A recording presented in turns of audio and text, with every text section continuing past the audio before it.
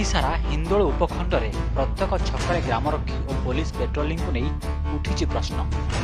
ଗତରାତି ହିନ୍ଦୋଳ ବିଜ୍ଞାପିତ ଅଞ୍ଚଳ ପରିଷଦ 6 ନମ୍ବର ଓ 8 ନମ୍ବର ୱାର୍ଡରେ 3ଟି ମନ୍ଦିରରେ କଳାକନା ବୁଲେଇ ଦେଇଛନ୍ତି ଚୋର। ସକାଳେ ମନ୍ଦିରର ପୂଜକ ପୂଜା କରିବା ପାଇଁ ମନ୍ଦିରରେ ପ୍ରବେଶ କରିବା ସମୟରେ ଫାଟକ ଖୋଲା ଥିବା ଦେଖିବାକୁ ମିଳିଥିଲା।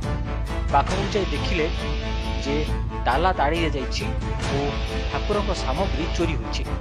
6 ନମ୍ବର ୱାର୍ଡରେ ଶରଧାପୁର ଅବସ୍ଥିତ ମା ମଙ୍ଗଳା ମନ୍ଦିରରେ ଚୋର ପଶି 6 ଗୋଟି ସୁନା ଚୁଡ଼ି, 2ଟି ପିତ୍ତଳ ଟସଲା, 4ଟି ଘଣ୍ଟ, ଗୋଟିଏ କରଘଣ୍ଟି, ଗୋଟିଏ ସୁନା ଚେନ୍, ଗୋଟିଏ ସୁନାର କମର ପେଟି, 20ରୁ ଅଧିକ ସୁନା ରୂପା ଟିକିଲି ଓ 2ଟି ପିତ୍ତଳ ଜାଗର, ଯାହାକି ଲକ୍ଷାଧିକ ଟଙ୍କାର ଲୁଟି ନେଇଛନ୍ତି ଲୁଟେରା। ଗୋଟିଏ ମୁକୁଟ ଓ ଗୋଟିଏ ସୁନା ଚେନ୍ ଛାଡ଼ି ଦେଇ ସବୁ ଚୋରି ହୋଇଥିବା ପୂଜକ କହିଛନ୍ତି। ମାଙ୍କ ଆଭୂଷଣ ଥିବା ବାକ୍ସରୁ ସୁନା ରୂପା ନେଇ ଖାଲି ବାକ୍ସକୁ ମନ୍ଦିର ପଛପଟେ ପକାଇ ଦେଇଛନ୍ତି ଚୋର।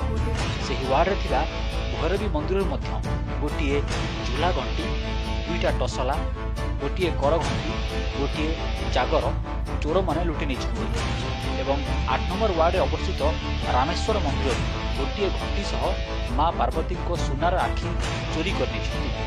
ତେବେ ଉପଖଣ୍ଡର ଥାନାଠାରୁ ମାତ୍ର 2 କିଲୋମିଟର ମଧ୍ୟରେ ଏପରି ଚୋରିକୁ ପୋଲିସର କର୍ତ୍ତବ୍ୟ ପ୍ରତି ଅଙ୍ଗୁଳି ନିର୍ଦ୍ଦେଶ କରିଛି।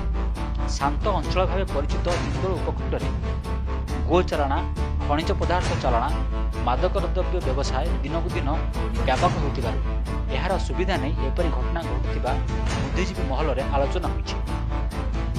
ଢେଙ୍କାନାଳ ହିନ୍ଦୋଳରୁ ନିରୋଜ ପାଲଙ୍କ ରିପୋର୍ଟ, ଟିଭି ବିଷୟ।